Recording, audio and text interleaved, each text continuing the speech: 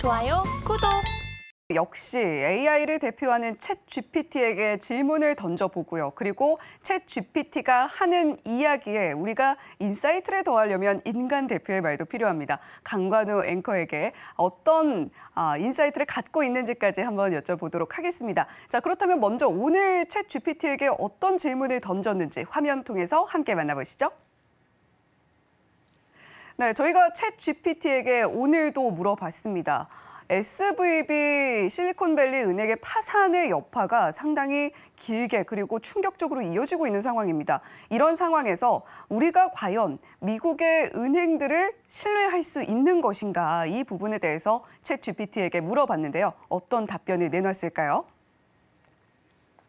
네, 챗 GPT가 답을 내놨습니다. 미국은 FDIC의 감독과 또 예금 보험 제도가 운영이 되고 있기 때문에 미국 은행주에 대한 불신으로까지 이어지는 것은 옳지 않다라는 답변을 내놨는데요.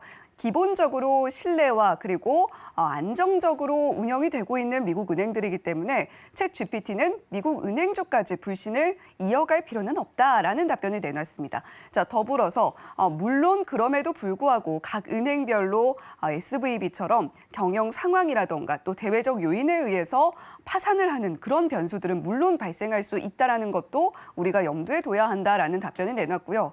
더불어서 말씀드렸던 것처럼 파산 이슈로 은행의 불신이 전반적으로 퍼지는 것 자체는 적절하지 않다라는 이야기도 함께 내놨습니다. 그리고 더불어서 지금 최근 시장에서 은행주들이 일제히 하락하는 모습까지도 살펴볼 수가 있었는데 그럼에도 불구하고 은행주의 하락에도 불구하고 과도한 패닉에 빠지는 것은 금물이다라는 답변까지 내놨습니다. 사실 강 앵커님, 저희가 이렇게 AI의 챗 GPT의 답변을 들어보면 사실 검색을 통해서도 알 수 있는 부분들이 많고요. 네. 우리가 여기서 깊이를 더하려면 인간 대표에게 여쭤볼 수밖에 없는 것 같습니다. 자, 강 앵커님이 인간 대표로서 어떤 코멘트 주시겠어요? 저는 그 챗GPT하고 항상 이렇게 문답을 주고받을 때 제가 생각나는 거는 뭐냐면, 느끼는 거는 뭐냐면 네. 약간 좀 모범생 같아요. 답안들이. 너무 정해진 답안을 이렇게 정해주고 있는데 챗GPT가 잘 모르는 게 이게 21년까지만 학습이 돼 있어가지고 네. 최근의 상황을 잘 모르는 것 같아요. 주가가 엄청나게 빠졌잖아요. 이게 아시아까지 넘어왔다고 제가 그쵸. 아까 말씀드렸잖아요. 네. 근데 이제 국채 수익률부터 한번 보도록 하겠습니다. 지금 차트를 한번 보시면, 자, 여기 보시면 이게 빨간 선이 급격하게 떨어진 거예요. 이게 무슨 번지 점프 하듯이 이렇게 떨어지잖아요. 그러네요. 아찔합니다. 이게 주식 가격이 떨어진 게 아니에요. 미국 국채 수익률 2년치짜리 국채 수익률이 네. 이렇게 떨어진 거예요. 국채는 미국 보통 국채는 안정적이라고 하잖아요. 안정적이죠. 누가 투자하나요? 전 세계에 있는 모든 금융기관, 모든 투자사들이 투자하는 대상이에요. 네. 이렇게 급격하게 떨어졌는데 어제 좀 반등을 했죠. 그래서 4.2까지 이렇게 올라왔는데 이 수익률이 어떻게 갈 건지 앞으로 계속적으로 이제 전 세계에 있는 사람들이 볼 건데, 지금 실리콘밸리 은행만에 이게 끝날 거냐 아니냐 이런 생각들을 사람들이 하는 거예요. 그 크립토, 그러니까 전자화폐라고 하잖아요. 네. 이 크립토 관련돼서 퍼스트 리퍼블릭이라는 이런 은행이 있는데 여기 최근에 은행 예금이 20%나 빠졌다는 이런 소식이 나왔거든요. 이런 사람들에 대한 거는 아직 챗 GPT가 생각을 안 하고 있는 것 같다. 국서적으로, 국지적으로 이렇게 문제들이 계속적으로 여전히 산재해 있다. 이런 생각을 하시면 좋을 것 같고, 심지어는 국제신용평가사 중에 하나죠. 무디스. 여기서 미국 은행에 대한 업종 전망을 네거티브, 그러니까 부정적으로 좀 하향 조정을 했어요. 그러면 이게 실리콘밸리 은행 한 곳에 국한된 이야기면은 미국 은행에 대한 전망을 네거티브로 이렇게 바꿀 필요는 없지 않습니까? 근데 무디스까지도 이렇게 떨어지게 했으니까 조금 우리는 그걸 신중하게 생각을 해봐야 되겠다, 이런 생각이고, 그것 때문에 미국 은행 업종의 주가 한번 보시면 미국 은행 업종의 주가도 아주 많이 떨어졌습니다. 제가 이렇게 노란 박스로 이렇게 표시를 했는데 네. 상당히 많이 떨어졌죠. 어제 좀 바운스를 했습니다. 그러니까 반등을 좀 했는데 네. 최근에 떨어진 것보다는 뭐 조금 이렇게 리바운드하는 역시 그런 정도로. 뭐 다이빙을 했다. 네, 그런 정도로 끝났고, 이 미국 은행에서 이렇게 떨어졌으니까 일본 은행은 어떻겠습니까? 일본 은행도 좀 따라온 면이 있었습니다. 그래서 미국 은행의 업종이 떨어지면서 일본 은행까지도 어제 아주 상당히 많이 떨어졌습니다. 일본 은행 한번 보시죠. 일본은행의 토픽스 지수인데 어제 7%나 빠졌어요. 은행 업종이 7% 빠진다는 얘기는 뱅킹 시스템, 그러니까 은행 시스템이 이거 물음표가 생겼다?